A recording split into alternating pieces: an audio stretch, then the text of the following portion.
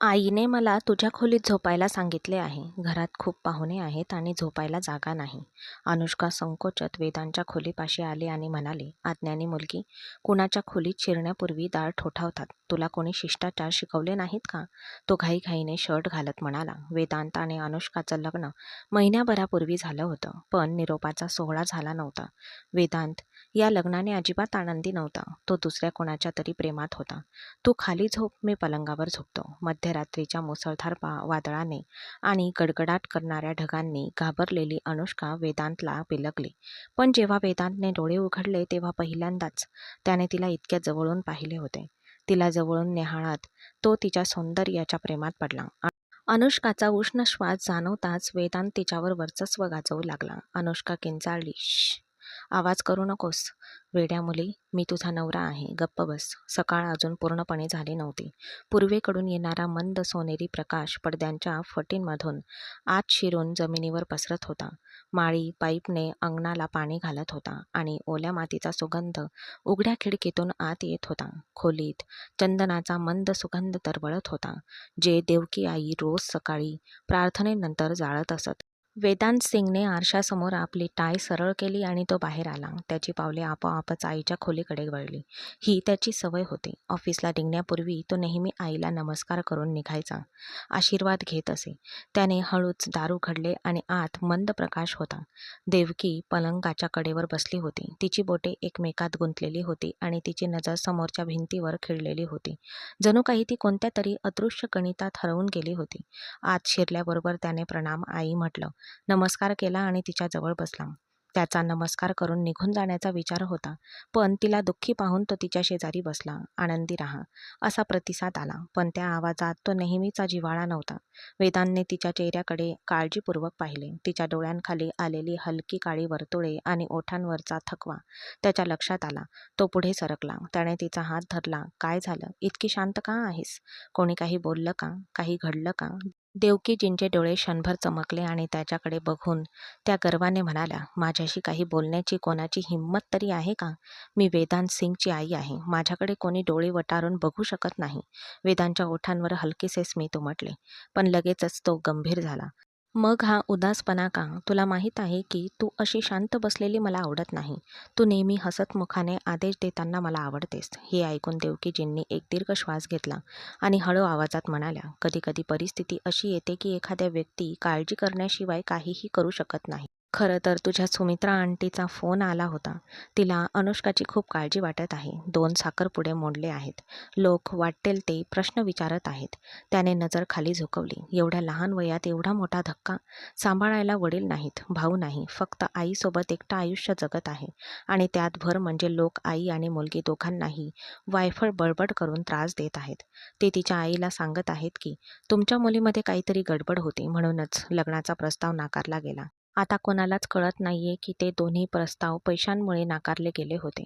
वेदांतने न कळत खांदे उचकवले आणि त्यांच्याकडे बघत म्हणाला, आई, ती फक्त 20 वर्षाची आहे. साखरपुडा मोडला तर काय बिघडणार आहे? साखरपुडा पुन्हा होऊ शकतो. त्यात एवढं काय विशेष आहे? तू उगाचच जास्त विचार करत आहेस. एवढा ताण घेऊ नकोस. आणि तसंही या गोष्टींचा विचार करण्याची तुला गरज नाही. सुमित्रा आंटी तिच्या मुलीचं स्वतः काळजी घेऊ शकते. तू फक्त माझा विचार करत जा. मी तुझा मुलगा आहे. दुसऱ्याच्या मुलांबद्दल एवढा ताण घेण्याची तुला गरज नाही. देवकीने त्याच्याकडे रोखून पाहिले. तुला कळत नाहीये, मुलीच्या आयुष्यात 2दा साखरपुडा मोडणं ही काही मस्करी नाही. लोक दोष देतात, चूक काढतात आणि ही काही लहान गोष्ट नाही. ती माझ्या मैत्रिणीची मुलगी आहे, पण ती माझ्यासाठी माझ्या स्वतःच्या मुलांपेक्षाही जास्त महत्त्वाची आहे. मी तिला वहिनी म्हणून आणले होते, पण माझ्या भावानेही तिचा हात मध्येच सोडला आणि तो मरण पावला. तो तिच्यासाठी काहीतरी आठवण सोडून जाऊ शकला असता, पण त्याने तेही सोडले नाही. ती बिचारी मुलगी एकटी पडली. सुदैवाने तिच्यासाठी पुन्हा एक चांगले स्थळ आले आणि तिचे लग्न झाले. पण बिचारी दुर्दैवी सुमित्रा, तिचा दुसरा नवराही मरण पावला. पण यावेळी त्याने तिला लहानगी अनुष्का मांडीवर देऊन सोडली आणि आता मूल असण्याचे दुःख तिला आणखीनच असह्य बनवत आहे. वेदांतने अस्वस्थपणे घड्याळाकडे पाहिले. बोलणं ही माणसांचं काम आहे. आपण विचार का करायचा? तुम्ही हेच सुमित्रा आंटीला समजावून सांगायला हवं. देवकीजींनी त्याचा हात घट्ट धरला आणि त्याच्याकडे पाहत म्हणाल्या, वेदांत, मी तुला एक गोष्ट सांगते. मी खूप नशीबवान आहे. त्याने होकारार्थी मान हलवली. पण त्याच्या मनात एक हलकीशी अस्वस्थता शिरली. त्याच्या आईच्या वागण्यातील अचानक बदलाने त्याला चकित केले होते. देवकी त्याच्याकडे पाहत म्हणाले, 6 महिन्यांपूर्वी मी तुला न विचारता तुझं लग्न तिच्या मुलीशी ठरवलं होतं. मी माझ्या मैत्रिणीला शब्द दिला आहे. तिच्या आवाजात दृढ निश्चय आणि भीती दोन्ही होती. आणि बघ, जेव्हापासून ती तुझ्या आयुष्यात आली आहे, तुझा व्यवसाय प्रचंड वाढला आहे. मला खात्री आहे की ती तुझ्यासाठी भाग्यवान आहे. वेदांत खुर्चीवरून उभा राहिला. आई, तुम्ही काय म्हणत आहात? त्याच्या आवाजात दडपलेल्या रागाची छटा होती. तुम्ही मला न विचारता हे कसे ठरवले? देवकी ताठ उभी राहिली. मी तुझी आई आहे. मी हा विचार तुझ्या भल्यासाठीच केला. त्याने एक दीर्घ श्वास घेतला. केसावरून हात फिरवला. ती माझ्यापेक्षा 10 वर्षांनी लहान आहे आणि मला दुसरे कोणीतरी आवडते. खोलीत शांतता पसरली. बाहेरून पाणी पडण्याचा आवाज येत होता. देवकीचा चेहरा कठोर झाला. वेदांत, तुझ्या नजरेत तुझ्या आईला काहीच महत्त्व नाही का? वेदांत लगेच मागे वळला. तसं नाही आई. तुम्ही खूप महत्त्वाच्या आहात. पण हा निर्णय काहीही झालं तरी मी स्वीकारणार नाही. पहिल्यांदाच त्याच्या आवाजात स्पष्ट आणि हट्टीपणा होता. त्याने क्षणभर आईच्या डोळ्यात पाहिले.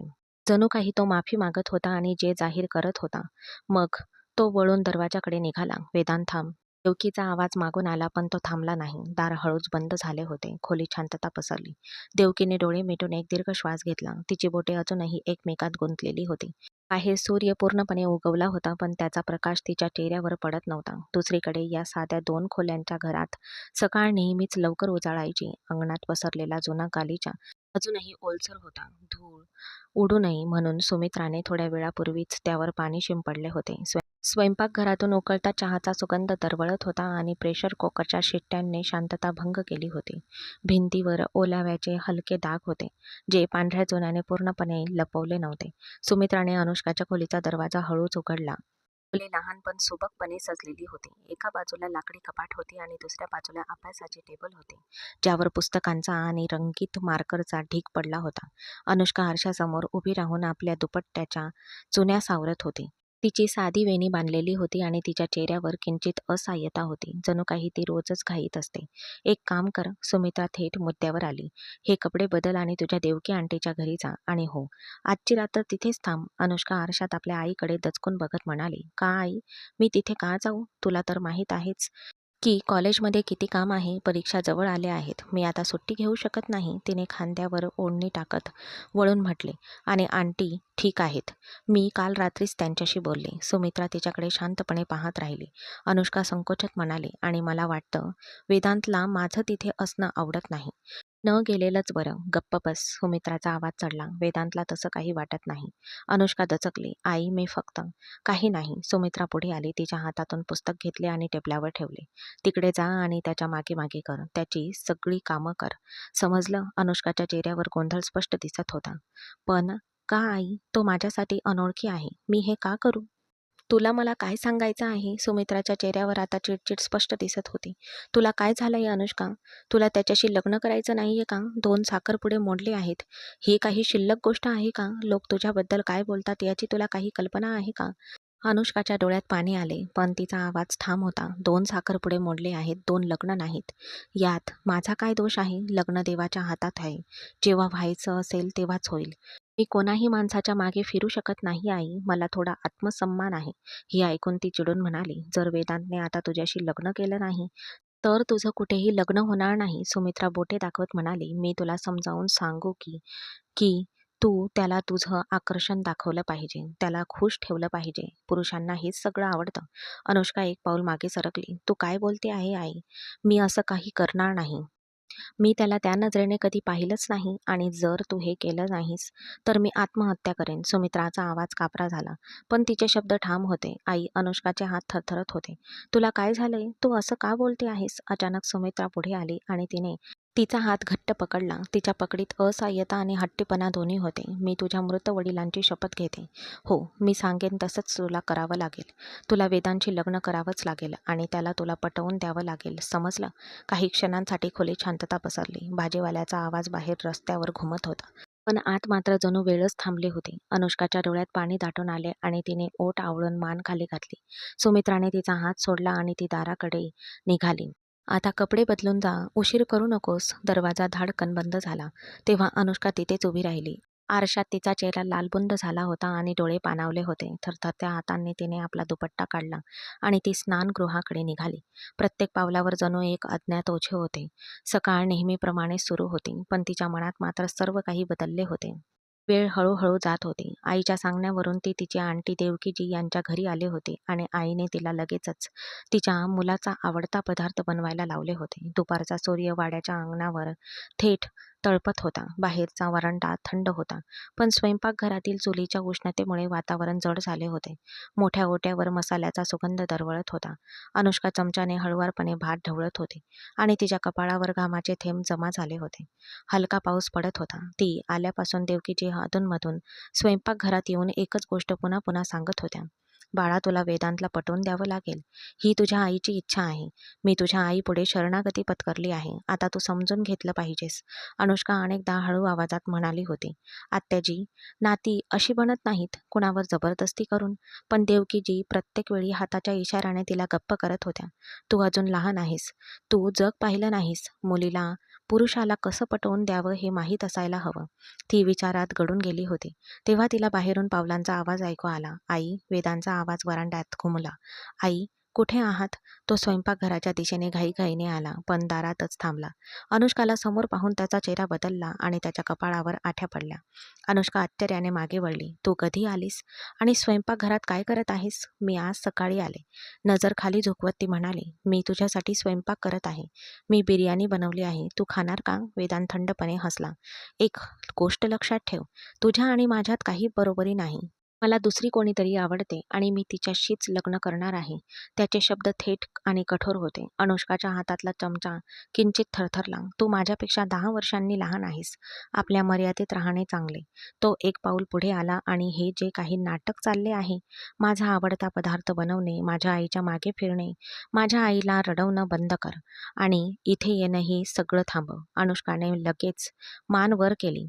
मी तुझ्या आईला रडवलं नाही. तो मध्येच म्हणाला. आपलं लग्न झालं तरी मी तुला खुश ठेवू शकणार नाही. मी तुला स्पष्टपणे सांगतो. नंतर असं म्हणू नकोस की मी तुला सांगितलं नव्हतं. काही क्षणांसाठी स्वयंपाकघरात फक्त स्टोचा अस्पष्ट आवाज येत होता.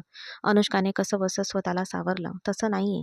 पण तुझी आई आणि माझी आई दोघांनाही हे हवं आहे. मी तुला समजावावं असं त्यांना वाटतं. तिने हिम्मत करून त्याच्याकडे पाहिलं. पण कुणाच्या डोक्यावर बंदूक ठेवून त्याला समजावता येत नाही, हे त्यांना कळत नाही. वेदांतने हात वर केला. त्याने तिला थांबवलं. शांत राहा. मी सांगितल्याप्रमाणे कर. त्याच्या आवाजात आता दृढ निश्चय होता. माझ्या आईपासून आणि माझ्यापासून दूर राहा. सगळं सामानावर आणि लवकरात लवकर घरी जा. असे म्हणून तो वळला आणि घाईघाईने बाहेर गेला. त्याच्या बुटांचा आवाज वरांड्यात घुमत हळूहळू विरून गेला. अनुष्का तिथेच उभी राहिली. तिच्या डोळ्यात अश्रू दाटून आले होते, पण तिने ते खाली पडू दिले नाहीत. तिने पातेल्याचे झाकण उचलले आणि वाफेचा एक झोत तिच्या चेहऱ्यावर आदळला. तिच्या डोळ्यातील ओलावा आता लपवता येत नव्हता. वेदांच्या वागण्याने तिला चटका बसला होता. त्याच्या बोलण्यात कठोरपणा होताच, पण त्याच्या शब्दांची वेदना तिच्या काळजाला खोलवर रुतली होती. तिने हळूच चूल बंद केली. तिने काउंटरवरची भांडी गोळा करायला सुरुवात केली. तिची प्रत्येक हालचाल यांत्रिक होती. बाहेर अंगणात सूर्यप्रकाश असा पसरला होता जणू काही घडतच नव्हतं, पण आत मात्र जणू काहीतरी तुटून विखरून गेलं होतं. थोड्या वेळाने हवेलीच्या लांब वरांड्यात पावलांचा आवाज स्पष्टपणे ऐकू येऊ लागला. दुपारचा सूर्य मावळणार होता, पण पांढऱ्या भिंतींवरून परावर्तित होणारा प्रकाश अजूनही डोळ्यांना त्रास देत होता. अनुष्काने पटकन 2 कपडे असलेली आपली छोटी बॅग उचलली. आपला दुपट्टा सावरला आणि मान खाली घालून मुख्य प्रवेशद्वाराकडे निघाली. तिचं हृदय अजूनही धडधडत होतं. वेदांचे शब्द तिच्या कानात घुमत होते. आपलं लग्न झालं तरी मी तुला आनंदी ठेवू शकणार नाही. ती दारापर्यंत पोचली तेव्हा तिचे डोळे पुन्हा पाणावले होते. तेवढ्यात एका मोलकरणीने हाक मारून तिला थांबवले आणि सांगितले की देवकी आईंनी तुम्हाला बोलावले. तिला परत जायचे होते, पण ती तसं काही करू शकली नाही. ती मोलकरणीच्या मागे आत गेली. देवकीच्या खोलीचा दरवाजा उघडा होता. एअर कंडिशनमधून थंड हवा येत होती. रूम फ्रेशनरचा मंद सुगंध हवेत दरवळत होता. देवकी पलंगाशेजारी सोफ्यावर बसली होती. तिच्या हातात जप माळ होती, पण तिचे मनी हलत नव्हते. अनुष्का आत येताच तिने तिच्याकडे रागाने पाहिले. तुझं डोकं फिरलंय का? तिच्या आवाजातील राग स्पष्ट दिसत होता. कुठे चालली होतीस? अनुष्काने आपली बॅग धरली होती. तिचे अश्रू थांबत नव्हते. तुम्हाला कळते का आंटी, की वेदांतने माझा किती अपमान केला आहे? तिचा आवाज थरथरत होता. जर ते लग्नासाठी तयार नाहीत तर तुम्ही आणि आई हे सगळं का करत आहात? देवकीने स्वतःला सावरण्याचा प्रयत्न करत एक दीर्घ श्वास घेतला. जर तो तयार नसेल तर तो हो म्हणेल. पुरुष असेच असतात. ते आधी नकार देतात. हाताच्या इशाऱ्याने तिने अनुष्काला तिची बॅग खाली ठेवायला सांगितले आणि असं हार मानल्याने नाती जुळत नाहीत. अनुष्का हताशपणे तिच्याकडे बघत राहिली. पण पण देवकी आई, त्याने मला स्पष्ट सांगितलंय की त्याला दुसरी कोणीतरी आवडते. मग मी जबरदस्ती का करू? लाडो, इकडे ये. देवकीजी तिच्यासाठी जागा करत हळू आवाजात म्हणाल्या. ती अनिच्छेने त्यांच्या जवळ जाऊन बसली. तिच्या हातातील बॅग निष्ठून जमिनीवर पडली. देवकीजी अगदी लहानपणी जसे करायचे तसेच तिच्या डोक्यावरून हात फिरवला. बाळा, लग्न सोपे नसते. चांगले संबंध असणे आवश्यक आहे. म्हणूनच त्यांना शोधणं आणखी कठीण आहे. ती हळू आवाजात म्हणाली. तुझे 2 साखरपुडे मोडले आहेत. लोक किती खोट्या गोष्टी रचतात याची तुला कल्पनाही नाही. अनुष्काने नजर खाली झुकवली. मी काय केलंय आंटी? ती नाती माझ्यामुळे तुटलेली नव्हती. मला माहीत आहे की त्यात तुझी काही चूक नव्हती. देवकी लगेच म्हणाले. पण जग चूक बघत नाही. ते फक्त छोट्या छोट्या गोष्टींवर बोट ठेवतं. आणि तुझी आई, ती रोज रात्री रडते. तिची इच्छा आहे की तू या घरी यावंस, जिथे ती निश्चित राहू शकेल. खोलीत काही क्षण शांतता पसरली. भिंतीवरच्या घड्याळाचा टिकटिक आवाज स्पष्टपणे ऐकू येत होता.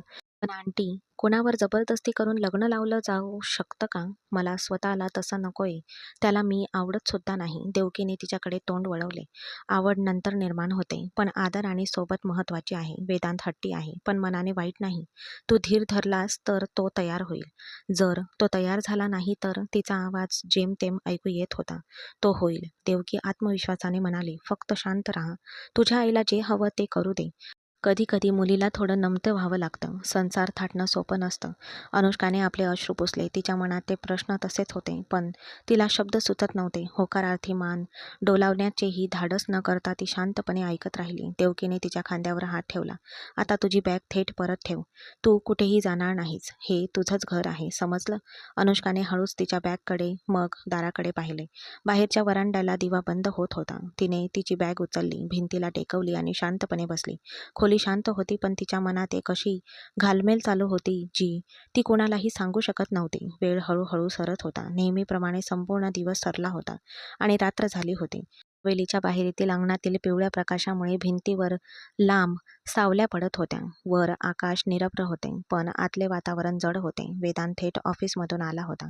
त्याला फोनवर थेट आदेश मिळाला होता. ऑफिसनंतर थेट माझ्या खोलीत ये. कोट अजूनही त्याच्या दंडावर होता. टाय सैल होता आणि त्याच्या चेहऱ्यावर थकवा आणि चिडचिड दोन्ही दिसत होते. देवकीच्या खोलीचा दरवाजा अर्धवट उघडा होता. आत मंद प्रकाश जळत होता. ती खिडकीजवळ उभी होती. अंधारात बाहेर पाहत होती, जणू काही विचारात गडलेली. वेदांत आत आला. आई, तुम्ही मला बोलावलं का? ती हळू आवाजात म्हणाली. तुझ्या नजरेत तुझ्या आईला काहीच किंमत नाही. तिचा आवाज थंड पण धारदार होता. वेदांत क्षणभर थांबला. तू काय बोलते आहेस?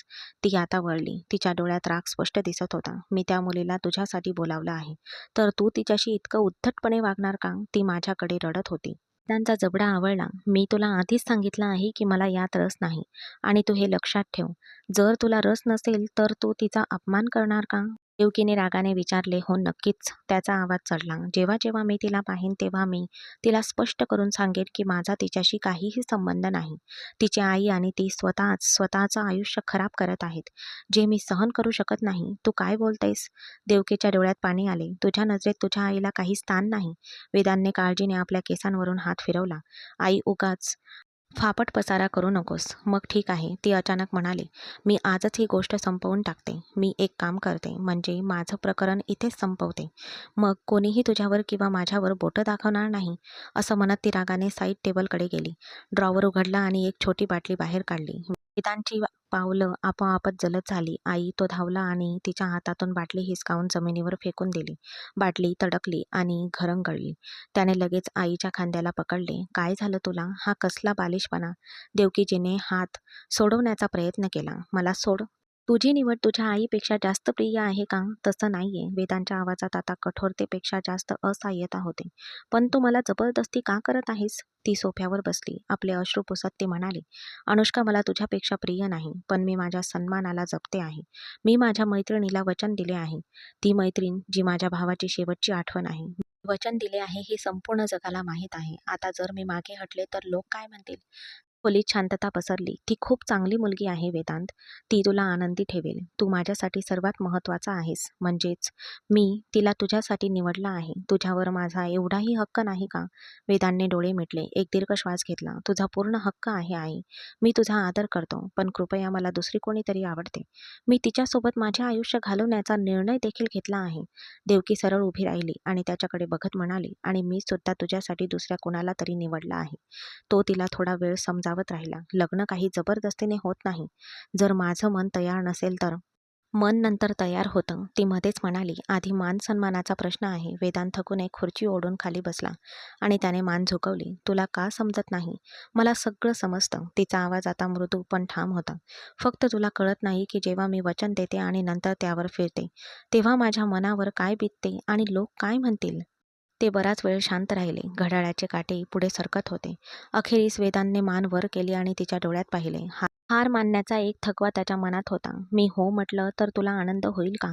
देवकीजींचा श्वास जणू थांबला. खरंच? त्यांनी नजर दुसरीकडे वळवली. मी हो म्हणेन, पण फक्त तुझ्यासाठी. देवकीजींच्या चेहऱ्यावर सुटकेचा निश्वास पसरला. त्या पुढे सरकल्या आणि त्यांनी त्याचा हात धरला. बाळा, देव तुला सुखी ठेवो. तू माझा अभिमान वाढवला आहेस. वेदांत किंचित हसला. रात्र अधिकच गडद झाली होती आणि तिच्या निर्णयाची गांभीर्य खोलीतील वातावरणात स्पष्टपणे जाणवत होते. वेळ संतपणे सरत होती आणि संपूर्ण आठवडा शांततेत निघून गेला होता. शनिवारचा सूर्य अजूनही तळपत होता, पण सुमित्राच्या लहानच्या अपार्टमेंटमधील वातावरणात मात्र शांतता होती. ते वातावरण एकाच वेळी हलके-फुलके आणि गंभीर होते. वेदांत सिंग सोफ्यावर शांतपणे बसला होता. त्याने मान खाली घातली होती आणि हात मांडीवर ठेवले होते. त्याचे हृदय धडधडत होते. त्याचा श्वास थळ झाला होता. आज साखरपुडा होणार होता, पण त्याच्या आईने त्याच्यासाठी काय योजना आखली आहे याची त्याला काहीच कल्पना नव्हती. काही क्षणच उलटले असतील. तेवढ्यात घराचा दरवाजा उघडला आणि पंडितजी आत आले.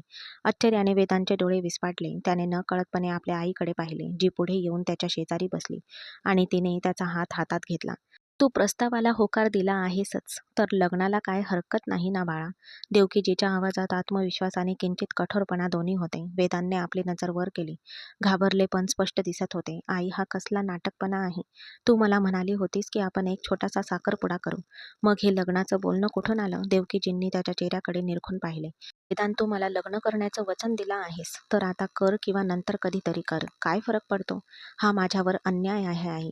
तू माझा विश्वासघात केला आहेस." तो रागाने भडकला होता, पण त्याने आपला आवाज दाबून ठेवला. "वेदांत, कृपया माझ्या प्रतिष्ठेचा विचार कर. जर तू आज हे लग्न केलं नाहीस तर अनुष्का आणि तिची आई दोघेही जगू शकणार नाहीत आणि लोकांनी माझ्यावर बोटं दाखवलेले मी सुद्धा सहन करू शकणार नाही." वेदांत पूर्णपणे निशब्द झाला. तो चारी बाजूंनी अडकला होता. स्वतःला शांत करण्याचा प्रयत्न करत तो म्हणाला, "ठीक आहे, जर तुझी हीच इच्छा असेल तर मी आत्ताच लग्न करेन. पण जोपर्यंत माझं मन हे नातं स्वीकारत नाही, तोपर्यंत मी निरोप घेणार नाही." वेदांतने एक दीर्घ श्वास घेतला. त्यांचं मन दगडासारखं घट्ट झालं होतं. त्याला माहीत होतं की त्याच्याकडे दुसरा कोणताही पर्याय नाही. वधूच्या वेशात अनुष्का शांतपणे बसली होती. तिने मान झुकवली होती, हात जोडले होते आणि तिचे डोळे आता धुसूर झाले होते. डोळ्यातून अश्रू वाहण्याची शक्यता होती. देवकीने प्रेमाने तिच्या डोक्यावर हात ठेवला आणि पुजाऱ्याला इशारा केला. "आता आपण लग्नाची विधी सुरू करूया." हॉलच्या मध्यभागी एक छोटा हवनकुंड तयार करण्यात आला होता आणि अग्नी प्रज्वलित करण्यात आला. पुजारी वैदिक मंत्रोच्चारांनी अनुष्का आणि वेदांत यांना एकत्र बांधण्यात आले. अनुष्काचे डोळे पाण्याने भरले. तिच्या दिवंगत वडिलांच्या आठवणींनी तिचे हृदय भरून आले. पुजारी म्हणाले, "वधूवरासोबत अग्निभोवती 7 प्रदक्षिणा घालण्यासाठी आणि 7 वचने घेण्यासाठी सज्ज हो."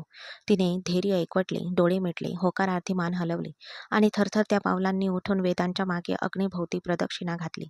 मंत्र उच्चाराच्या गर्जनात त्यांनी पवित्र अग्निभोवती प्रदक्षिणा घातली आणि विवाहाची 7 वचने घेतली. अखेरीस जड अंतकरणाने वेदांतने अनुष्काच्या भांगेत कुंकू लावले आणि तिच्या गळ्यात मंगळसूत्र घालून हिंदू रीतिरिवाजानुसार विवाह पूर्ण केला.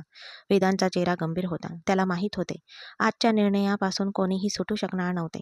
सुमित्रा आणि देवकी दोघांनीही सुटकेचा निश्वास टाकला. लग्न लागताच पुरोहिताने लग्न लागण्याची घोषणा केली होती. सुमित्रा आणि देवकीवर शांततेची एक लाट पसरली होती. काळाचा ओघ कधी थांबला होता? तो कधी थांबला नव्हता आणि कधी थांबणार नाही. 2 दिवस शांततेत गेले. या काळात वेदांत आणि देवकी बोलले नव्हते, पण आज तिचा संयम सुटला होता. ती एक आई होती. आपल्या मुलापासून इतके अंतर सहन करण्यास असमर्थ. रात्रीचे 10 वाजले होते आणि घराच्या उर्वरित भागात शांतता पसरली होती. वरांड्यातील दिवे बंद केले होते आणि कुठेतरी दूर भिंतीवरच्या घड्याळाचा टिकटिक आवाज स्पष्टपणे ऐकू येत होता. वेदांच्या खोलीत फक्त टेबल लॅम्प चालू होता. त्याचा पिवळा प्रकाश त्याच्या समोरच्या सोफ्यावर आणि सेंटर टेबलवर पसरत होता. तो सोफ्यावर टेकून लॅपटॉपवर वाकून बसला होता. त्याची बोटे कीबोर्डवर जोरजोरात चालत होती. पण त्याच्या चेहऱ्यावर एकाग्रतेपेक्षा जास्त गोंधळ दिसत होता. दारावर हलकीशी थाप पडली. स्क्रीनवरून नजर न हटवताच तो म्हणाला, "आत या." देवकी आत आली. वेदांतने तिच्याकडे एक निःशब्द कटाक्ष टाकला. मग पुन्हा आपल्या लॅपटॉपकडे वळला. ती हळूच पुढे येऊन त्याच्या बाजूला बसली. काही क्षण त्यांच्यामध्ये फक्त कीबोर्डचा आवाज आणि घड्याळाचा टिकटिक आवाज होता. खोलीतील वातावरण एका अव्यक्त कटुतेने भरलेले होते.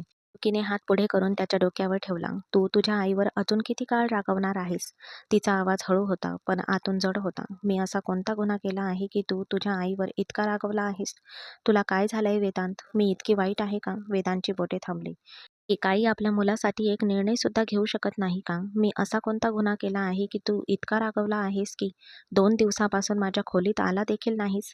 आज माझ्या संगोपनाबद्दल मला खूप वाईट वाटतंय." तिचे शब्द ऐकून त्याने हळूच लॅपटॉप बंद केला. एक दीर्घ श्वास घेतला, डोके हलवले आणि हळूच म्हणाला, "तुझ्या संगोपनाबद्दल पश्चाताप करण्याची गरज नाही. मी सुद्धा एक माणूस आहे. मी सुद्धा प्रतिक्रिया देऊ शकतो. मी समजू शकतो आणि चूक तुझी नाही. चूक माझी आहे आई, की माझ्या मनात काय भावना आहेत, मी कसा माणूस आहे, हे हे मी तुला समजावून सांगू शकलो नाही. तू फक्त तुझ्या स्वतःच्या भावना पाहतेस. तुझा मुलगा या लग्नाने आनंदी आहे की नाही हे तू पाहू शकत नाही. तू फक्त तुला जे हवं तेच केलंस. तुझ्या मुलाच्या मनात काय चाललं हे तू पाहिलंच नाहीस." देवकीजींनी त्याच्या चेहऱ्याकडे काळजीपूर्वक पाहिले. "बाळा, मी तुझ्याबद्दल काही वाईट चिंतत नव्हते. साखरपुडा तर होणारच होता. मी फक्त लग्न ठरवलं. त्यात काय फरक आहे? हे नातं भविष्यात जुळणारच होतं. मी तुझा अनुष्कासोबतचा साखरपुडा कधीही मोडू दिला नसता. मग मग तुझा याला विरोध का आहे? तुमचं लग्न झालं हे चांगलंच झालं. हे नातं आता पवित्र झालं आहे." वेदांतने दुसरीकडे पाहिले. तो वाकून म्हणाला, "आई, यात फरक आहे. साखरपुडा आणि लग्न यात खूप मोठा फरक आहे. साखरपुड्यामुळे विचार करायला आणि समजून घ्यायला वेळ मिळतो. लग्न लग्न म्हणजे एक जबाबदारी, एक बंधन. तुला ते कळत नाही. अर्थात तू आमचा साखरपुडा मोडणार नव्हतीच. मी त्याचा आदर करतो. पण तू याचाही विचार करायला हवा की जर नंतर तिचं मन बदललं, जर तिने मला त्याच्याशी लग्न करायचं नाही असं म्हणून नकार दिला, तर तू काय करशील? तू लग्न मोडशील का? लग्न मोडणं हे किती मोठं पाप आहे हे तुला माहीत आहे." खोलीत पुन्हा शांतता पसरली. देवकीने आपले हात मांडीवर ठेवले. काही क्षण ती बोलू शकले नाही. जणू काही ती शब्द जपून वापरत होती. थोड्या वेळाने तिने त्याच्याकडे पाहिले आणि म्हणाली, "मी तुझी आई आहे. हो, मी तुझं लग्न तिच्याशी ठरवलं आहे. ती काही सामान्य मुलगी नाही. ती खूप दयाळू आणि निर्मळ मनाची आहे. ती तुमचं नातं कधीही तोडणार नाही आणि तसा विचारही करू शकत नाही. या गोष्टी डोक्यातून काढून टाक आणि सकारात्मक विचार कर. तू अनावश्यक विचारांमुळे तुझा मूड खराब करून घेतोयस आणि इतरांचाही मूड खराब करतोयस." "मी विचार करत होते." ती हळूच म्हणाली, "मी घरी एक छोटी पूजा आयोजित करावी. रिसेप्शनही आयोजित केला जाईल. मी सर्वांना सांगेन की तुझं लग्न झालं आहे. मी माझ्या नातेवाईकांना फोन करेन. सगळे नातेवाईकही येतील." वेदांतने खांदे सरळ केले. "ठीक आहे, माझा काही आक्षेप नाही." त्याच्या स्वरात आनंद नव्हता, कोणताही विरोध नव्हता, केवळ एक साधा स्वीकार होता. देवकी त्याच्याकडे बघत म्हणाली, "बाळा, तुला वाईट वाटत असेल तर मला माफ कर. मी हे सगळं तुझ्यासाठी केलं. मला तुझं आयुष्य चांगलं करायचं होतं. उद्या लोकांनी तुझ्यावर बोटं दाखवावी किंवा एका आईने आपल्या मुलाचे घर उभं केलं नाही असं म्हणावं असं मला वाटत नाही." वेदांतने डोळे मिटून मान मागे टेकवली. "आई, लोक गोष्टींबद्दल बोलतात, पण जे व्हायचं ते झालं." आपल्या आईला दुःखी झालेलं त्याला पाहवत नव्हतं. वडिलांनंतर हेच एक नातं त्याच्याकडे उरलं होतं. हे ऐकून ती म्हणाली, "मी तुझी शत्रू नाही वेदांत." तिचा आवाज दाटून आला, "तू माझ्यासाठी सर्वात महत्त्वाची व्यक्ती आहेस. मी जर घाईघाईने वागले असेल तर ते यासाठी की कारण मला वाटतं की वेळ निघून जाईल आणि त्याच भीतीमुळे मी सगळं इतक्या काळजीपूर्वक केलं. तू तुझ्यासाठी कोणत्या प्रकारची मुलगी निवडलीस, ती या घरात काय करेल, ती आपल्या कुटुंबाला समजून घेईल की नाही, हे मला माहीत नाही. याच भीतीमुळे मी अनुला तुझी पत्नी बनवलं, जी या घराची काळजी घेईल आणि भावी पिढ्यांचं संगोपन करेल." तो काहीच बोलला नाही, फक्त त्याची नजर समोरच्या भिंतीवर खिळवून ठेवली होती. कदाचित त्याच्या मनात खूप काही चाललं होतं, पण त्याच्या ओठांवर काहीच आलं नाही. देवकीजी काही वेळ त्याच्यासोबत बसल्या, कधी त्याच्या खांद्यावर हात ठेवत, कधी हळुवारपणे धीर देत. "बघ, सगळं काही ठीक होईल. मुलगी चांगली आहे. काळासोबत सगळं काही चांगलं होत जातं." वेदांतने हलकीशी मान डोलावली. जणू काही चर्चेचा वावच उरला नव्हता. काही मिनिटांनी देवकी उठून उभी राहिली. "आता झोप, उशीर होतोय." ती दाराकडे गेली. मग तिने मागे वळून त्याच्याकडे पाहिले. वेदांतने पुन्हा आपला लॅपटॉप उघडला होता, पण त्याची बोटे सुन्न झाली होती. तो स्क्रीनकडे असा एकटक पाहत होता, जणू त्याला काहीच वाचता येत नव्हते. दार बंद होण्याचा एक अस्पष्ट आवाज आला. खोलीत पुन्हा शांतता पसरली. बाहेर रात्र अधिकच गडद होत होती आणि आत एक असे ओझे होते जे शब्दातून दूर होऊ शकत नव्हते. वेळ हळूहळू सरत होता. बरोबर एका आठवड्यानंतर त्यांनी घरी पूजेचे आयोजन केले होते. सकाळपासून घरात लगबग सुरू होती. अनुष्काने पुढाकार घेतला होता आणि सगळी कामे स्वतःच केली होती. वेदांच्याही हे लक्षात आले होते, पण त्याला तिचे कौतुक करायला कधीच जमले नव्हते. घर दिव्यांच्या रोषणाईने उजळून निघाले होते. अनुष्काने पांढरा पोशाख घातला होता, साधा, पण तो तिच्या अंगावर आणि तिच्या रंगावर इतका खुलून दिसत होता, जणू काही खुद्द प्रकाशानेच तो निवडला होता. तिच्या डोक्यावर एक हलकासा दुपट्टा होता आणि कानात लहान मोती होते. ती तिच्या वयाच्या मुलींमध्ये बसून हसत होती, पण तिच्या हसण्यात एक किंचित संकोच होता. जणू तिला प्रत्येक क्षणी आठवत होते की आता ती केवळ एक मुलगी नाही, तर कुणाची तरी पत्नी सुद्धा आहे. वेदांत वडीलधाऱ्यांच्या घोळक्यात बसला होता. अधूनमधून आजूबाजूला पाहण्यासाठी मान वर करत होता आणि त्याच एका नजरेत त्याची नजर अनुष्कावर पडली. ती हसत होती आणि तिच्या शेजारी तिचा मामे भाऊ रोहन जरा जवळच बसला होता. बोलताना तो आणखी थोडा पुढे सरकला. वेदांतचा जबडा आवळला गेला. अर्थात हे नातं त्याने स्वतः निवडलेलं नव्हतंच, पण त्या मुलाच्या शेजारी बसलेली मुलगी त्याची बायको होती आणि आपल्या बायकोच्या इतक्या जवळ दुसरा पुरुष बसलेला त्याला सहन होत नव्हता. त्याने दुसरीकडे बघण्याचा प्रयत्न केला, पण रोहनचं पुढे झुकून काहीतरी बोलणं आणि अनुष्काचं हसणं यामुळे त्याला अधिकच त्रास झाला. त्याने कपातला उरलेला चहा एका घोटात संपवला आणि हळूच उठून उभा राहिला.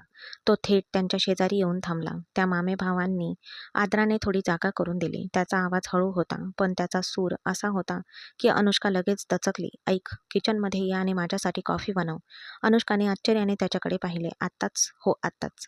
तिने रोहनवर नजर खिळवून ठेवली. आपला दुपट्टा सावरत ती शांतपणे उठली आणि स्वयंपाकघराच्या दिशेने निघाली. तिच्या पावलांमध्ये थोडा गोंधळ होता. ती स्वयंपाकघरात शिरताच तिच्या मागे दार हळूच बंद झाले. ती मागे वळलीही नव्हती. तोच वेदांत आत आला. "कॉफी." तिचं वाक्य पूर्ण होण्याआधीच त्याने तिचा हात पकडून तिला भिंतीला दाबले. ती स्तब्ध झाली. क्षणभर तिचा श्वासच थांबला. वेदांतच्या डोळ्यात कठोरपणा होता. "तुला काही शिष्टाचार नाहीत का?" ती अडखळत म्हणाली. "तुमचं काय म्हणणं आहे? मी तुझ्यासमोर बसलो असताना आणि तो मुद्दाम तुझ्या इतक्या जवळ येत असताना तू उठून दुसरीकडे जाऊ शकत नाहीस का? तुला काही अक्कल नाही का?" त्याने तिला घट्ट पकडले. ती कणखर होती, पण त्रासदायक नव्हती, फक्त संयमी होती. अनुष्काने त्याच्याकडे पाहिले. तिच्या डोळ्यात आश्चर्य आणि किंचित राग होता. "आम्ही मित्र आहोत. आधीही असंच बसायचो. आधी वेगळं होतं." त्याचा आवाज कठोर झाला. त्याने तिचे दोन्ही हात धरले आणि तिला हलकेच हलवले. "आधी तू एकटी होतीस, अविवाहित. आता तुझं लग्न झालंय. हा फरक तुला कळतोय का?"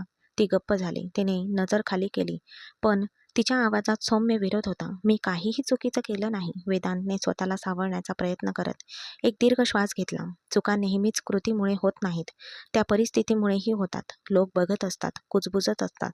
स्त्रीचा आत्मसन्मान खूप नाजूक असतो, तिला तो स्वतःच सांभाळावा लागतो." अनुष्का हळू आवाजात म्हणाली, "मग मी सगळ्यांपासून दूर बसू का?" तो क्षणभर थांबला. त्याच्या चेहऱ्यावर रागामागे दडलेला गोंधळ स्पष्ट दिसत होता. "मी तसं म्हणत नाहीये. एक मर्यादा असायला हवी आणि तुला ती मर्यादा समजून घ्यावी लागेल." काही क्षण शांतता पसरली. बाहेरून हसण्याचा आवाज येत होता.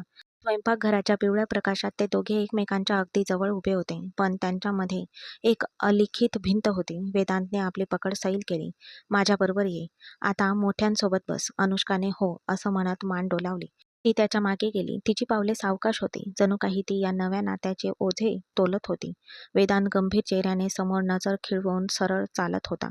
बाहेर येऊन ती वडीलधाऱ्यांच्या घोळक्यात बसली. तिने आपली नजर खाली झोकवली आणि संभाषणात सामील होण्याचा प्रयत्न केला. रोहनने क्षणभर त्यांच्याकडे पाहिले, मग शांतपणे दुसरीकडे वळला. वेदांतने अनुष्काकडे एक नजर टाकली. ती शांत, गंभीर होती. काही कारणास्तव त्याच्या मनात एक कळ आले.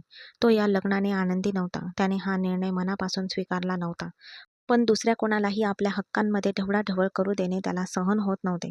ते आवाज घुमत राहिले, पण त्यांच्यामध्ये एक नवीन शांतता पसरली होती. अशी शांतता जी पुढील अनेक दिवस टिकणार होती. एकतर पूल बांधला जाईल किंवा दरी अधिक रुंद होईल. मध्यरात्र झाली होती. दिवसभर घरात चाललेली धावपळ आणि गडबड शांत झाली होती. पाहुणे मिळेल त्या खोलीत एकमेकांना खेटून बसले होते. पॅसेजमध्ये एक मंद दिवा जळत होता आणि बाहेर आकाशात ढग अधिकच गडद होत होते. वेदांत त्याच्या खोलीत पलंगाला टेकून लॅपटॉपवर काम करत होता. स्क्रीनच्या निळ्या प्रकाशात त्याचा चेहरा गंभीर दिसत होता. दार न ठोठावताच अचानक उघडले आणि त्याने आश्चर्याने वर पाहिले. अनुष्का दाराजवळ उभी होती. तिने दोन्ही हातांनी आपला दुपट्टा घट्ट धरला होता आणि तिची नजर खाली झुकलेली होती. तुझं डोकं फिरलंय का? त्याचा आवाज धारदार होता. तू आत कशी काय आलीस? तुला काही अक्कल नाही? अनुष्काने हळू ओठ उघडले. आई म्हणाली मी तुझ्या खोलीत झोपावं. घरी खूप पाहुणे आहेत आणि जागा नाहीये. वेदांचा चेहरा गंभीर झाला. अक्कल शून्य मुलगी. कुणाच्या खोलीत शिरण्यापूर्वी दार ठोठावतात. तुला कोणी शिष्टाचार शिकवले नाहीत का? सोफ्यावरून आपला शर्ट उचलून तो घाईघाईने घालू लागला. तर ती मान खाली घालून गप्प उभी होती. तिचे गाल लाल झाले होते. कदाचित लाजेमुळे, कदाचित भीतीमुळे.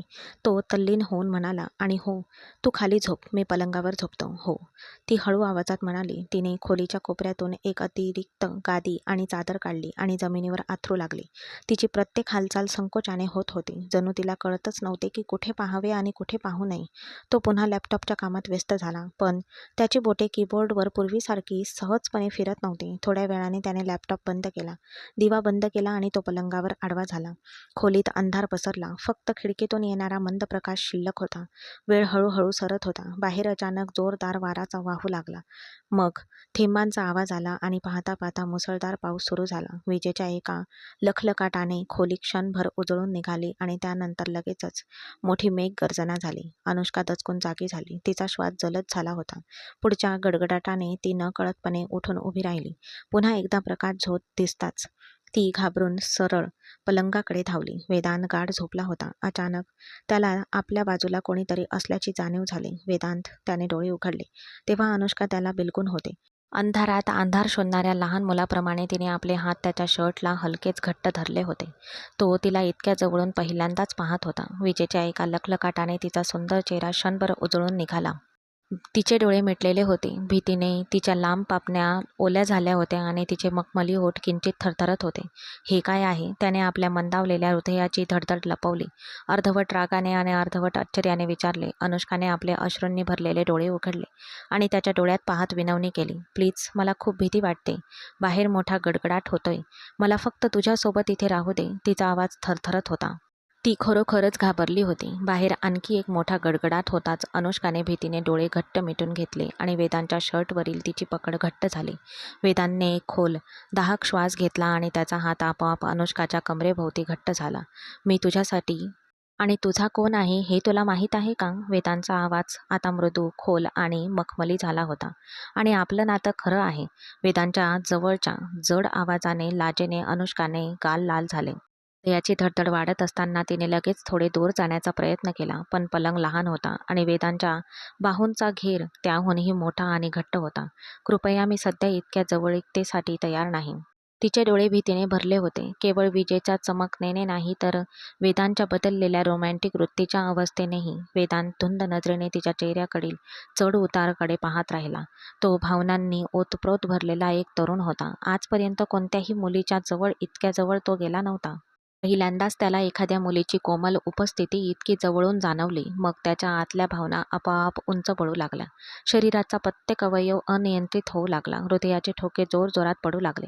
ही भावना वेदांतसाठी नवीन आणि सुंदर होती. त्याचे हृदय अनुष्काच्या जवळ जाण्यासाठी तीव्रतेने तळमळत होते. त्याच्या हृदयातील कठोरपणा वितळून गेला. ती रडत होती आणि तिच्या डोळ्यात एक तीव्र आकर्षण आले होते. अनुष्काच्या मऊ ओठांना स्पर्श करण्यासाठी, तिच्या कोमल मखमली स्पर्शाला अनुभव घेण्यासाठी. त्याचे ओठ आतुरतेने वर उचलले गेले होते. आपल्या खालच्या ओठांचा कोपरा हलवत त्याने अनुष्काला आणखी जवळ ओढले. तू माझी पत्नी आहेस. आपले नाते कायदेशीर आहे आणि आज रात्री तू माझ्या इतक्या जवळ आहेस की मी स्वतःला आवरू शकत नाही. आज रात्री मी माझे हक्क बजावण्यासाठी तयार आहे. तो अगदी हळुवारपणे कुजबुजला, जणू त्याचा उष्ण श्वास अनुष्काच्या चेहऱ्याला स्पर्श करत होता. काही क्षणांसाठी खोलीत फक्त बाहेर पडणाऱ्या मुसळधार पावसाचा आवाज आणि त्यांच्या जड श्वासाचा आवाजच शिल्लक राहिला होता. अनुष्काने आपल्या हृदयाचे ठोके रोखून धरले. तिने धैर्याने त्याच्या डोळ्यात पाहिले. हक्क, प्रेम आणि आणि निष्ठेने मिळवले जातात, बळाने नाही. तिचा आवाज क्षीण होता, पण ते शब्द वेदांच्या काळजाला भिडले. मला थोडा वेळ हवा आहे. ते वाक्य त्यांच्यामध्ये हवेत रेंगाळले. तिच्या कमरेभोवती घट्ट आवळलेली वेदांची बोटे हळूहळू सैल झाली. त्याने आपली अनियंत्रित नजर दुसरीकडे वळवली आणि स्वतःला सावरण्यासाठी छताकडे पाहू लागला. पुन्हा एकदा विजेचा धक्का बसला. यावेळी अनुष्काने डोळे मिटले, पण ती भीतीने मागे सरकली. ती लगेचच पलंगाच्या कडेला सरकली. एका क्षणाने वेदांतने चादरीचा एक कोपरा हळुवारपणे तिच्याकडे ओढला. "इकडे ये, तू पडशील." त्याच्या स्वरात तोच सूर होता. ती शांतपणे काही इंच जवळ सरकली. जशी ती लाजत लाजत थोडी जवळ आली, तसा वेदांतचा संयम पूर्णपणे सुटला. एक क्षणही वाया न घालवता त्याने आपले मजबूत हात अनुष्काच्या नाजूक कमरेभोवती टाकले आणि त्याच्या वजनाने तिला पूर्णपणे दाबले. जेव्हा वेदांतचा जळजळीत श्वास थेट तिच्या मानेला आणि कानाला लागला, तेव्हा अनुष्का स्तब्ध झाली आणि पुढच्या क्षणी त्याने आपले जळजळीत ओठ अनुष्काच्या थरथरत्या ओठांजवळ आणले. धुंदीत तो तिच्या ओठांवर झुकला. हे सर्व इतक्या धैर्याने आणि हळुवारपणे होत होते की अनुष्काला इच्छा असूनही प्रतिकार करणे शक्य नव्हते. वेदांतची बोटे अनुष्काच्या चेहऱ्यावर आणि केसांवर खोलवर गुंतली होती आणि तो हळूहळू त्यांच्यामधील प्रत्येक पडदा काढून टाकत होता. "अनुष्का, कृपया अजून हे करू नका. आपला अजून निरोप झालेला नाही." अनुष्का शांतपणे, अशक्तपणे म्हणाली. "एवढ्या लांब आल्यावर मी माघार घेऊ शकेन असं तुला वाटतं का? आणि माझ्या खोलीत येण्याआधी तू या सगळ्याचा विचार करायला हवा होतास. एकदा का तू सिंहाच्या गुहेत शिरलीस की शिकार होण्यापासून तुझी सुटका होणार नाही." "माझ्या प्रिये." आता त्याने तिला तिच्या शर्टमधूनही मुक्त केले होते. त्याने स्वतःचा शर्ट सोफ्यावर फेकला होता आणि निर्लज्जपणे तिच्या संपूर्ण शरीराला आपल्या ओठांनी आणि अनुष्का लाज आणि लज्जेच्या परमोच्च बिंदूवर होती. जणू काही तिचे संपूर्ण अस्तित्व निखाऱ्याने भरलेले होते आणि तिचा चेहरा लाजेने लालबुंद झाला होता. तिने आपले डोळे घट्ट मिटले आणि स्वतःशी पुटपुटली. ती आपल्या नवऱ्याच्या प्रत्येक बेफिकीर खोड्या स्पर्श आणि अनियंत्रित आवेशात स्वतःला हरवून टाकत होती. बाहेर रात्रभर विजेच्या कडकडाटासह मुसळधार पाऊस कोसळत होता, तर आत आपल्या खोलीत स्वतःला कोंडून घेतलेला वेदांत आपल्या नवविवाहित वधूच्या प्रत्येक अंगावर आपले निरपेक्ष प्रेम आणि पुरुषी आवेशाचा वर्षाव करत होता. दुसऱ्या दिवशी सकाळी सूर्य तरपळत होता. सकाळचा सूर्यप्रकाश पडद्याच्या फटींमधून आत शिरून जेवणाच्या खोलीत पसरला होता. गरम चहाचा सुगंध टेबलावर दरवळत होता. अनुष्का खुर्चीच्या कडेला अंग चोरून बसली होती. रात्रीच्या धुंद आणि आठवणींच्या प्रभावाने तिचा चेहरा अजूनच लालसर झाला होता. तिने दोन्ही हात मांडीवर ठेवले होते आणि तिची नजर ताटावर खिळली होती. देवकीजी, अनुष्का आणि सुमित्रा एकमेकांसमोर बसल्या होत्या.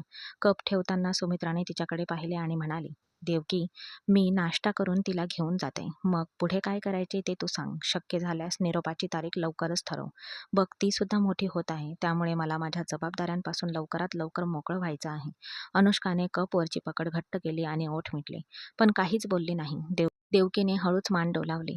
"हो, बघूया." सुमित्रा अजूनही काहीतरी बोलणारच होती. तेवढ्यात खोलीचा दरवाजा उघडला आणि पांढरा शर्ट घातलेला, व्यवस्थित विंचरलेले केस आणि गंभीर चेहरा असलेला वेदांत आत आला.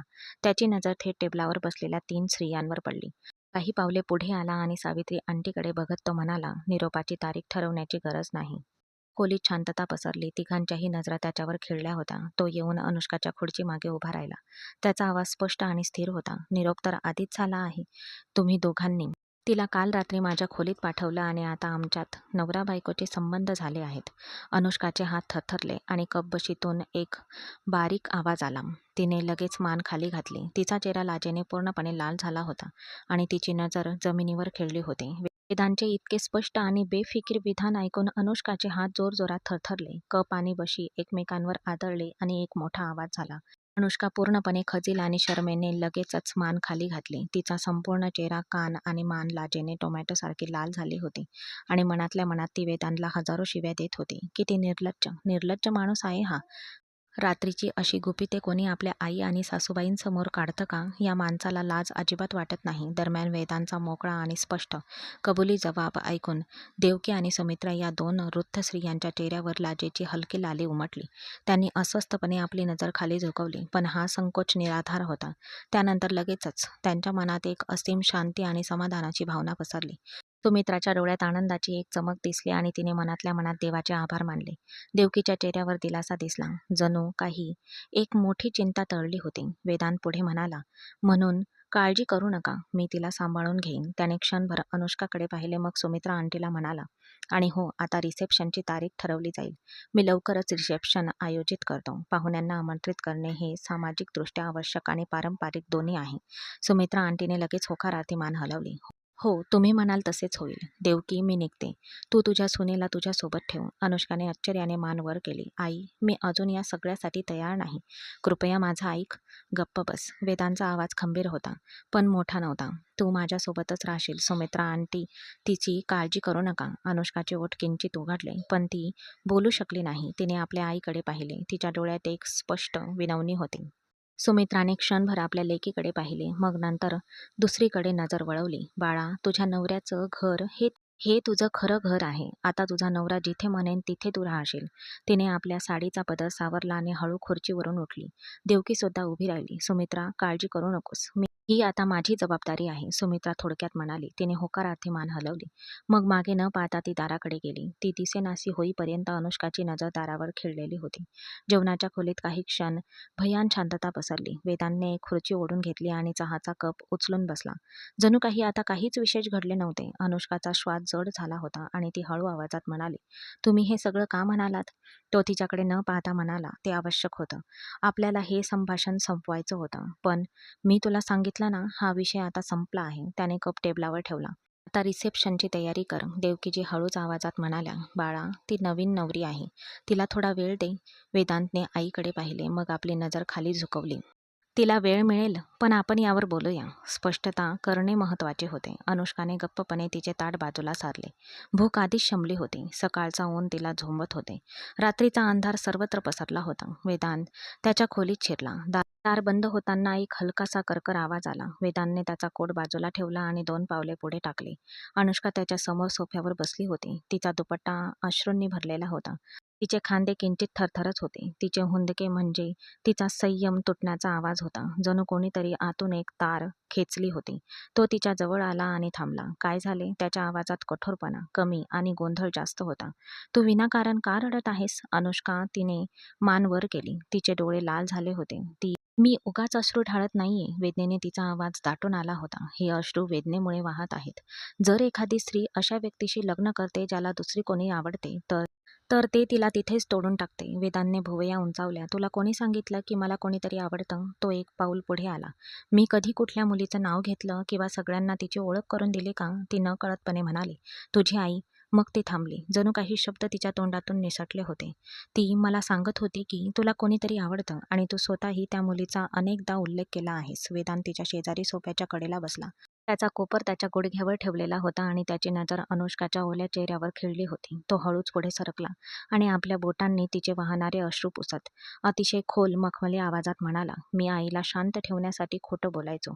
जुन्या सगळ्या गोष्टी विसरून जा. आता जेव्हा मला या नात्याला एक संधी द्यायची आहे, तर मग अश्रू ढाळण्याचं काय कारण आहे? खरं तर मला तुझ्या कठीण परिस्थितीमुळे वाईट वाटत आहे. काल रात्री आपल्यात जे काही घडलं ते मी तुझ्या आईला आणि माझ्या आईला आधीच सांगितलं आहे. वेदांच्या तोंडून हे सगळं ऐकून अनुष्काला यावेळीच आपली नामुष्की आठवली. पुढे वाकून तिने थरथरत्या हातांनी वेदांच्या छातीवर प्रहार केला आणि संतापलेल्या आवाजात म्हणाली, तू सगळ्यांसमोर त्या सगळ्या निर्लज्ज गोष्टी का बोललास? तुला काही कल्पना आहे का? मला किती लाज वाटली असेल? आई आणि आंटीसमोर अशा निर्लज्ज गोष्टी बोलण्याची तुला काय गरज होती? काल रात्री जरी आपलं नातं निर्माण झालं असलं तरी असं उघडपणे संपूर्ण जगाला कोण सांगतं? वेदांत या नवरा बायकोमधल्या खूप खाजगी गोष्टी आहेत. त्यांचं सगळ्यांसमोर प्रदर्शन करायला नको. तिच्या शब्दांनी जराही न डगमगता वेदांत विजेच्या वेगाने पुढे सरकला आणि तिचे दोन्ही हात आपल्या एकाच मजबूत तळहातात पकडले. त्याने अनुष्काला स्वतःकडे ओढले, इतके जवळ की त्यांचे श्वास एकमेकांना भिडू लागले. त्याने आपली खोल धुंद करणारी नजर अनुष्काच्या धगधगत्या डोळ्यात रोखली आणि शांत पण कामुक स्वरात म्हणाला, म्हणजे मी याबद्दल खोटं बोललो नाही, नाही का? अनुष्का, आणि तसंही जेव्हा 2 लोक लग्न करतात तेव्हा लग्नानंतर नवरा बायकोंमध्ये कसं नातं तयार होतं हे सगळ्यांनाच आधीच माहीत असतं. मी फक्त जगाच्या सगळ्या अनावश्यक चर्चा आणि प्रश्नांवर कायमचं कुलूप लावलं आहे, असं म्हणत वेदांची बोटं तिच्या मनगटावरून निसटली आणि त्याने तिच्या कमरेभोवती घट्ट आवळली, ज्यामुळे अनुष्काचं संपूर्ण शरीर एका नको असलेल्या कंपनाने आणि अनियंत्रित प्रेमाच्या भावनेने थरथरू लागलं. बरं, आता रडणं थांबव. तुझ्या डोळ्यातल्या त्या अश्रूंमुळे मला राग येतोय. आता मला फक्त तू माझ्यासोबत हवी आहेस आणि मला तुझ्या मऊ बाहूंचा आधार हवा आहे. खोलीत शांतता पसरली. अनुष्काने लाजून चेहरा दुसरीकडे वळवला. मला आज काहीही करायचं नाहीये. तिच्या आवाजात हट्टीपणा नव्हता. ती काल रात्रीच्या जवळिकीच्या आणि थकव्याच्या आठवणींनी भरलेली होती. वेदांतने तिचा हात धरला. तिची पकड घट्ट होती. मी तुला या घरात ठेवलं आहे जेणेकरून मला तुझ्या सहवासात दिलासा मिळेल. अनुष्का दचकली आणि तिने हात मागे खेचण्याचा प्रयत्न केला. तुमचं काय म्हणणं आहे? तिच्या आवाजात कडवटपणा होता. तू मला प्रेमापोटी थांबवलं नाहीस? तो उभा राहिला. त्याच्या उंचीची सावली तिच्यावर पडली. त्याने पुन्हा तिचा हात धरला. यावेळी त्याची बोटे तिच्या मनगटाभोवती घट्ट आवळली. सध्यापुरतं तरी हेच कारण आहे. बाकी काही नाही. फक्त मला दिलासा दे. नंतर अनुष्काची पावले अडखळली. तिने आपली नजर खाली झोकवली. जणू काही जमिनीवरच उत्तर लिहिलेले होते. वेदांच्या शब्दांनी तिच्या हृदयाला खोलवर जखम केली होती. जणू ती केवळ एक दिलासा देणारी वस्तू होती. वेदांच्या आयुष्यात तिला काहीच महत्त्व नव्हते. मी थकले आहे, ती हळू आवाजात म्हणाली. मी सुद्धा. त्याचा आवाज पहिल्यांदाच जड झाला. म्हणूनच मला दिलासा दे. त्याने तिला आपल्या बाहूत उचलले आणि तो पलंगाकडे गेला. खोलीतील प्रकाश मंद होता. पांढऱ्या चादरीवर सावल्या तुटून एकत्र येत होत्या. ती आपला दुपट्टा सावरत पलंगाच्या काठांवर बसली. वेदांत काही क्षण तिच्याकडे पाहत राहिला. त्याच्या डोळ्यात अश्रू होते. चेहऱ्यावर असहाय्यतेचा भाव होता. कालप्रमाणेच त्याने तिला निःशब्द केले. ती थोडी अस्वस्थ होती, पण नंतर नवऱ्याच्या जवळ आल्यावर ती त्याच्या हरवून गेली. वेळ वेगाने जात होता. 3 महिने उलटून गेले होते. घराच्या भिंतींनी अनेक शांतता ऐकल्या होत्या. अनेक अपूर्ण गोष्टी सहन केल्या होत्या. पण असे असूनही नाते टिकून राहिले होते. पण आज वातावरण थोडे थंड होते. वेदांत घरी आला होता, पण अनुष्का घरी नव्हती. या 3 महिन्यात पहिल्यांदाच त्याने अनुष्काला घरी पाहिले नव्हते. त्याच्या मनात फक्त शांतता पसरली होती. म्हणूनच तो वेड्यासारखा अनुष्काला शोधत होता. कधी या खोलीत, कधी तिच्या खोलीत, कधी स्वयंपाकघरात, कधी वरच्या मजल्यावरच्या गच्चीवर, कधी बाहेर बागेत. पण ती त्याला कुठेही सापडली नाही. त्याला काही दिसत नव्हतं. त्याला स्वतःची अस्वस्थता कळत होती. आता त्याला अनुष्कावर राग येऊ लागला होता. आणि मग देवकीने त्याला सांगितले की ती तिच्या आईकडे गेली आहे. रात्री साधारण 9 वाजता दार उघडले आणि एक मंद झुळूक दिवाणखान्यात शिरली. वेदांत सोफ्यावर बसला होता. टाय सैल, हात दुमडलेले, चेहरा गंभीर. दाराच्या आवाजाने त्याने मान वर केली. अनुष्का आत आली. हातात पर्स. तिच्या चेहऱ्यावर थकवा आणि किंचित गोंधळलेले भाव होते. तिला पाहताच तो दचकून उभा राहिला. तू कोणाच्या परवानगीने आईकडे गेली होतीस? एक आवाज आला. कृपया सांग. अनुष्का दचकली. मग तिने स्वतःला सावरले. मी मम्मीला सांगितलं होतं. तिने पर्स टेबलावर ठेवली. आणि तसंही मी गेले किंवा नाही गेले तरी तुला काय फरक पडतो? तुला मी आवडत सुद्धा नाही. क्षणभर खोलीत शांतता पसरली. पुढच्या क्षणी तो तिच्या जवळ 2 पावले आला. त्याने तिचे दोन्ही हात घट्ट पकडले. पण यावेळी तो अनावर राग नसून त्यात अधिक संताप होता. या 3 महिन्यात तू इतका वेळ कुठेही गेली नव्हतीस, म्हणून मला भीती वाटत होती. मला भीती वाटत होती की तुला काहीतरी होईल. माझं तुझ्यावर प्रेम आहे. तो दात आवळून म्हणाला. आणि मी हे पुन्हा पुन्हा म्हणू शकत नाही. अनुष्काचे डोळे आश्चर्याने विस्फारले. काय? तो तिच्या डोळ्यात थेट बघत खाली वाकला आणि म्हणाला. आणि भविष्यात जर तू माझ्या परवानगीशिवाय एका क्षणासाठी सुद्धा हे घर सोडलंस, तर तू जरी बाहेर पाऊल टाकलंस तरी माझ्यापेक्षा वाईट कोणीही असणार नाही. काय म्हणालास? तिचा आवाज थरथरत होता. खरंच तुझं माझ्यावर प्रेम आहे? शब्दांचं ओझं जाणवल्यासारखं वेदांतने क्षणभर डोळे मिटले. मग त्याने होकारार्थी मान हलवली. माझं तुझ्यावर प्रचंड प्रेम आहे. माझं प्रेम तुला कसं व्यक्त करावं हेच मला कळत नाही. यावेळी वेदांचा आवाज किंचित थरथरला. अनुष्काच्या पापण्यांवर ओलावा चमकला. खरंच मी मी तुला आवडू लागले? ती अचानक रागाने ओरडली. पण त्या किंचाळीत एक तळमळ होती. त्यात एक अस्वस्थता, एक तीव्रता होती. हो हो, तू मला आवडू लागले आहेस. तुझं हे अंतर मला मारून टाकेल. जेव्हा मी घरी आलो आणि तू तिथे नव्हतीस, मी काय सहन करत होतो हे तुला माहीत आहे का? प्रत्येक खोली रिकामी वाटत होती. त्याची पकड थोडी सैल झाली, पण त्याचे हात अजूनही तिच्या दंडावर होते. हे लक्षात ठेव. आजपासून तू मला कळविल्याशिवाय कुठेही जाणार नाहीस. मी हे सहन करू शकत नाही. अनुष्काच्या डोळ्यातून अश्रू ओघळले. ती हळू आवाजात म्हणाली. म्हणजे तुला माझी पर्वा आहे?